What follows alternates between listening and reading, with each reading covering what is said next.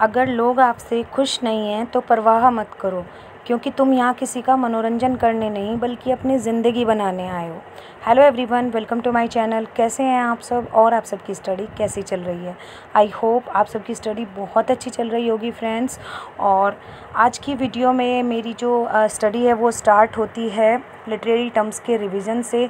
जैसे कि मैंने आपको बताया था कि लिटरेरी टर्म्स बहुत ही इंपॉर्टेंट है यूपी टीजीटी पीजीटी के लिए भी और DSSS के लिए भी। तो मैंने सोचा है पहले इसी जो टॉपिक को कंप्लीट कर लेते हैं, रिवाइज़ कर लेते हैं अच्छे से। तो फ्रेंड्स यहाँ पर मैं स्टार्ट कर रही हूँ लिटरेरी टर्म्स के रिवीजन से, और इनके क्वेश्चंस भी मुझे कंप्लीट करने हैं जो कि MCQs हैं। बहुत सारे इन्हीं से रिलेटेड दिए गए हैं बुक में, ताकि जो क्लियरिटी अभी तक माइंड में नहीं आई है वो क्वेश्चंस करके पता चल जाए कि कितने क्वेश्चंस, कितनी जो टर्म्स हैं वो अच्छे से हो गई हैं और क्या क्या अभी रह गया है फ्रेंड्स। तो बात कर लेते हैं आज के थॉट की। आज का थॉट ये था कि आपको किसी की परवाह नहीं करनी चाहिए, क्योंकि हम किसी को एंटरटेनमेंट करने के लिए यहाँ पर नहीं आए हैं। और हमें क्या है, हमें अपनी ज़िंदगी के लक्ष्यों को पूरा करना है, अपने कुछ एम बनाने हैं, कुछ गोल बनाने हैं, उनको कंप्लीट करना है ताकि हम अपने लिए जी सकें, ना कि दूसरों के लिए। फ्रेंड्स, दूसरों को हम कभी भी खुश नहीं रख सकते और सभी को हम कभी भी खुश नहीं रख सकते। तो मेन चीज़ होनी चाहिए कि हमें अपने आप में सेटिस्फेक्शन होना चाहिए। हम जो भी काम कर रहे हैं, भले ही वो पढ़ाई हो, घर का काम हो, या हमारी जॉब हो, या हमारे कोई भी शौक़ हो, वो हमें अपने लिए करने चाहिए, ना कि दूसरे को दिखाने के लिए या फिर दूसरे को खुश करने के लिए फ्रेंड्स। क्योंकि अगर आप मन से संतुष्ट नहीं होंगे तो आप उस चीज़ को खुशी से कम्प्लीटली पूरे माइंड से नहीं कर पाएंगे। लेकिन अगर आप दूसरों को दिखाने के लिए करेंगे, आप अगर सोच लीजिए कि कोई भी काम, स्टडी आप किसी को दिखाने के लिए करेंगे तो वो आपके काम नहीं आएगी, वो सिर्फ दिखावा ही रह जाएगा। और घर के काम या कुछ भी चीज़ें अगर आप दूसरों के कहने से या दूसरों को खुश करने के लिए करोगे तो आप अपनी लाइफ में ही कहीं खो जाओगे। आपको खुद भी पता नहीं चलेगा कि आपका जो एम था वो क्या था, आपका जो गोल था वो क्या था। तो अपने लिए जीना सीखिए, अपने लिए कुछ करना सीखिए, अपने सपनों को कंप्लीट करना सीखिए। क्योंकि अगर आप खुद अपने सपनों को वैल्यू नहीं दोगे, अपने आप को वैल्यू नहीं दोगे, तो कोई और तो बिल्कुल भी नहीं देगा। ये चीज़ जान लीजिए फ्रेंड्स, जिस नज़र से आप खुद को देखते हैं उसी नज़र से दुनिया आपको देखेगी। अगर आप अपने आप को वैल्यू नहीं दोगे तो कोई भी आपको वैल्यू नहीं देगा। ये चीज़ आप जान लीजिए, कोई भी आपको वैल्यू नहीं देने वाला है, कोई भी आपको मोटिवेट करने वाला नहीं है कि आप अपने शौक़ पूरे कीजिए। आपकी हैबिट्स क्या हैं, आप स्टडी करना चाहते हो, आप जॉब करना चाहते हो, आप क्या करना चाहते हो।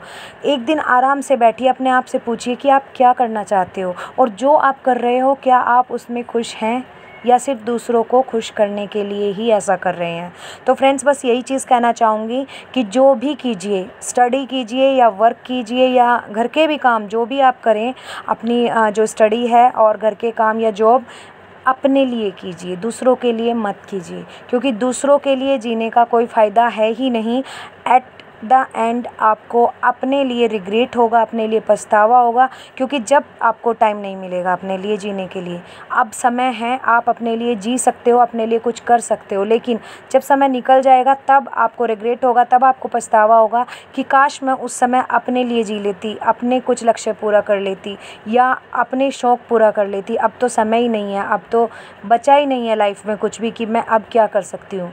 तो टाइम निकले उससे पहले अपने लिए कुछ कीजिए, अपने लिए जीना सीखिए फ्रेंड्स। और यहाँ पर मैं इंग्लिश लिटरेचर के क्वेश्चंस कर रही थी लिटरेरी टर्म्स के, क्योंकि आप लोगों को पता है लिटरेरी टर्म्स जो टॉपिक है वो काफ़ी लेंदी है, काफ़ी बड़ा है। तो एक दिन का टॉपिक नहीं है और इसमें टाइम लग जाता है, कुछ चीज़ें बहुत डीपली लर्न करनी पड़ती हैं।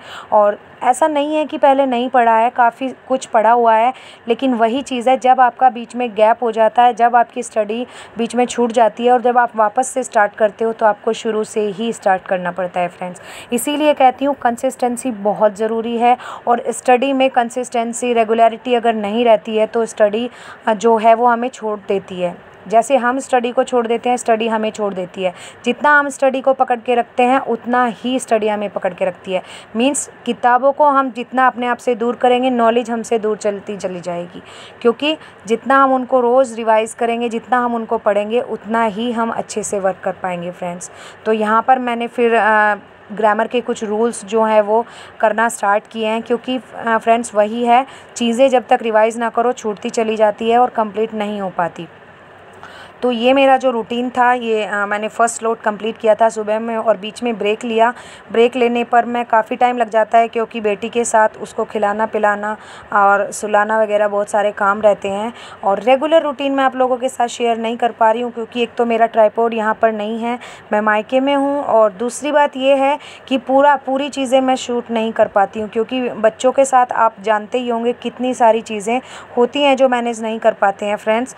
तो मैं ओनली अपनी स्टडी शूट करके आप लोगों को दिखा सकती हूँ और आपको बता सकती हूँ कि मैंने क्या क्या स्टडी किया है, कितना टाइम स्टडी किया है। तो अगर आप इस चीज़ से ठीक हैं तो मैं इस तरीके के व्लॉग्स डाल रही हूँ, अदरवाइज़ स्टॉप कर दूँगी, कोई प्रॉब्लम नहीं है फ्रेंड्स। और आप अपनी स्टडी को कंटिन्यू रखिए, जितना भी समय आपको मिले उसको अपनी स्टडी को दीजिए फ्रेंड्स। जहाँ से भी समय बचा सकते हो वहाँ से समय बचाइए। DSSS के लिए बहुत ही कम समय बचा है, जितना भी बचा है उसके लिए फुल मेहनत कीजिए, अपना 100% दीजिए फ्रेंड्स। तो चलिए friends, thank you so much, मिलते हैं कल।